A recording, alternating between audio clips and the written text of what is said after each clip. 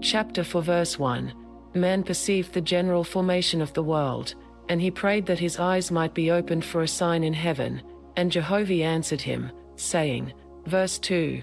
The clouds in the air I bring into view suddenly, by different currents of wind make I thus the unseen visible and tangible to man's senses. In like manner do I cause Etherian currents to bring forth AG and GA, and nebulae, prior to making corporeal worlds. Verse 3. In all the universe have I made the unseen to rule over the seen.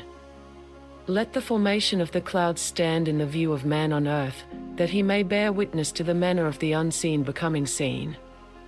Verse 4. Man perceived, and he prayed for a sign of duration, and Jehovih answered him, saying, Verse 5.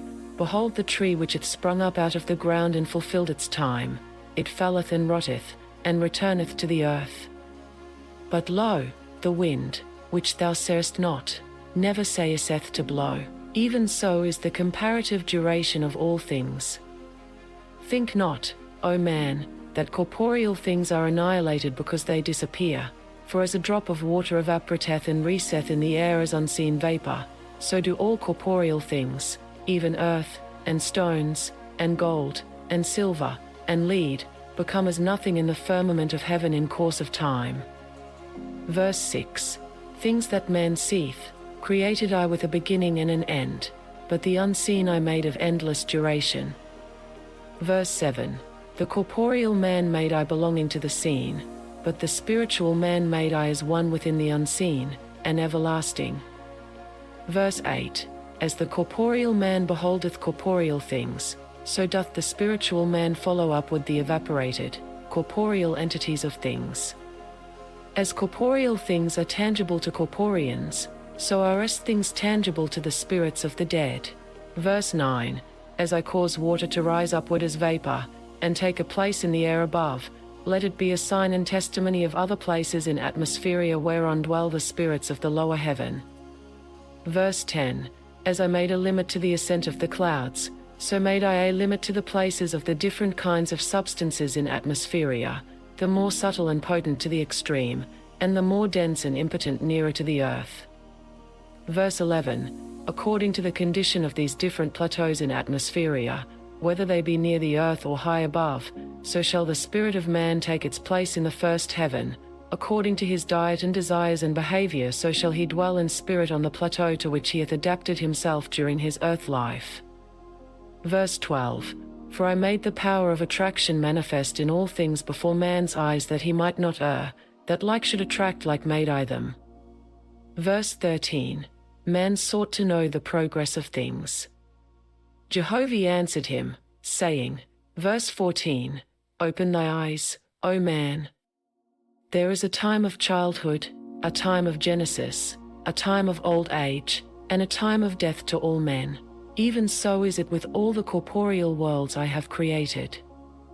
Verse 15.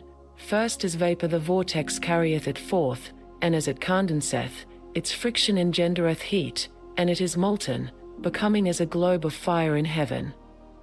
Then it taketh its place as a new-born world, and I set it in the orbit prepared for it. Verse 16.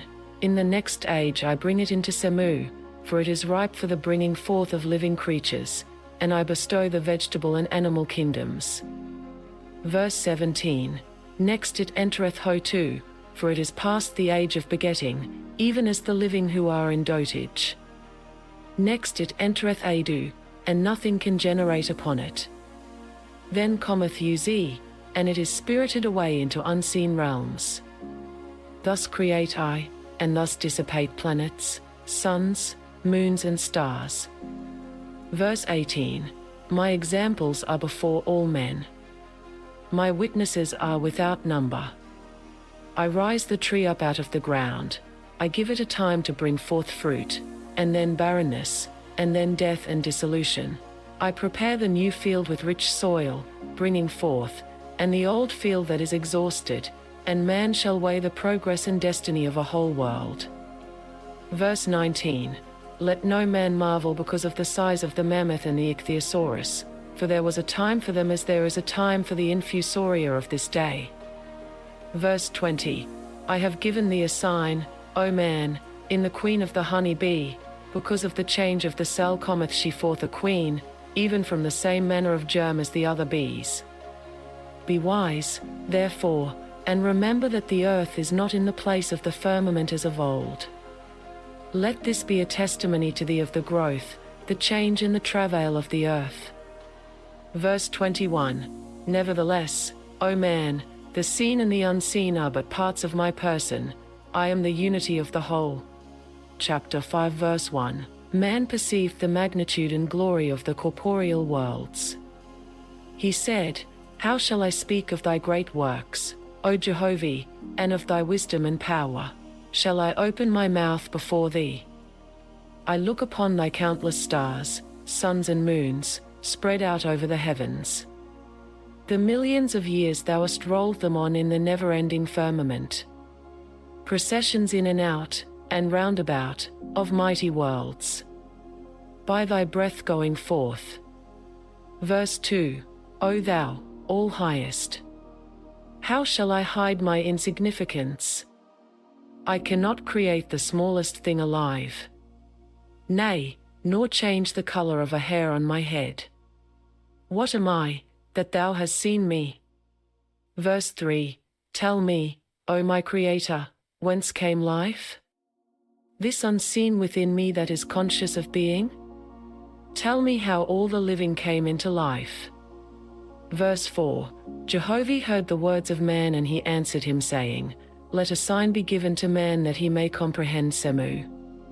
Thereupon Jehovih caused the jellyfish and the green scum of water to be permanently coming forth in all ages, that man might understand the age of Semu, when the earth and the shores by the water, and the waters also, were covered over with commingled atmosphere and corporeal substance. And this substance was called Semu, because by Jehovah's presence quickened he it into life, and thus made he all the living, both the vegetable and animal worlds. Not that Semu is jellyfish or the green scum of water, for the earth in this day produceth not Semu abundantly, nevertheless the jellyfish and the green scum of water are signs of that which was in that day of the earth. Verse 5. Jehovih said, Because of my presence quickened I into life all that live, or ever have lived. Verse 6. Because I am male and female, even in my likeness, thus made I them. Because I am the power to quicken into life, so, in likeness of me thus, made I them, and with power to bring forth. Verse 7. According to their respective places created I the living, not in pairs only, but in hundreds of pairs and thousands, and in millions. Verse 8. According to their respective places and the light upon Semu, so quickened I them in their color, adapted to their dwelling places. Verse 9. Each and every living thing created I knew upon the earth, of a kind each to itself, and not one living thing created I out of another. Verse 10. Let a sign be upon the earth, that man in his darkness may not believe that one animal changeth and becometh another. Verse 11. Thereupon Jehovih gave permission for different animals to bring forth a new living animal, which should be unlike either its mother or father, but he caused the new product to be barren. Verse 12. Jehovih said, And this shall be testimony before all men that I created each and all the living, after their own kind only. Verse 13. Such is my person and my spirit, being from everlasting to everlasting, and when I bring a new world into the time of Semu, lo and behold my presence quickeneth the substance into life, according to the locality and the surroundings, so do I bring forth the different species, for they are flesh of my flesh and spirit of my spirit. To themselves give I themselves, nevertheless, they are all members of my person. Verse 14. As a testimony to man, behold, the earth was once a globe of liquid fire. Nor was there any seed thereon. But in due season I rained down Semu on the earth, and by virtue of my presence quickened I into life all the living. Without seed created I the life that is in them.